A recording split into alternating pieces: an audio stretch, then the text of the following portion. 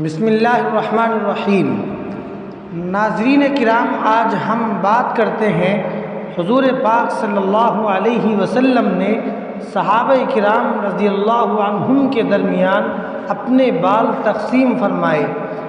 حضرت انس بن مالک رضی اللہ عنہ سے روایت ہے، جب رسول اللہ صلی اللہ علیہ وسلم نے جمرہ عقبہ کو کنکریاں ماری، اپنی قربانی کے اونٹوں کو نحر کیا یعنی ذبح کیا اور پھر سر منڈوانے لگے، تو آپ صلی اللہ علیہ وسلم نے اپنے سر کا دایاں حصہ موڑنے والے کی طرف کیا جس کا نام معمر بن عبداللہ تھا، تو اس نے اس طرف کے بال اتار دیے۔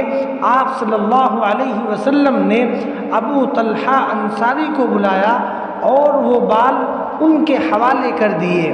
پھر آپ صلی اللہ علیہ وسلم نے سر کا بایاں حصہ اس کی طرف کیا اور فرمایا، اس حصے کے بال اتار دو۔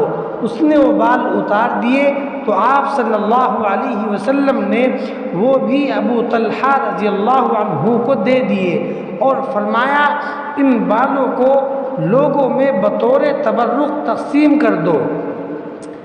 اس حدیث سے حضور پاک صلی اللہ علیہ وسلم کا اپنے سر مبارک کے بال صحابہ کرام رضی اللہ عنہم میں بطور تقسیم کرنا ہے۔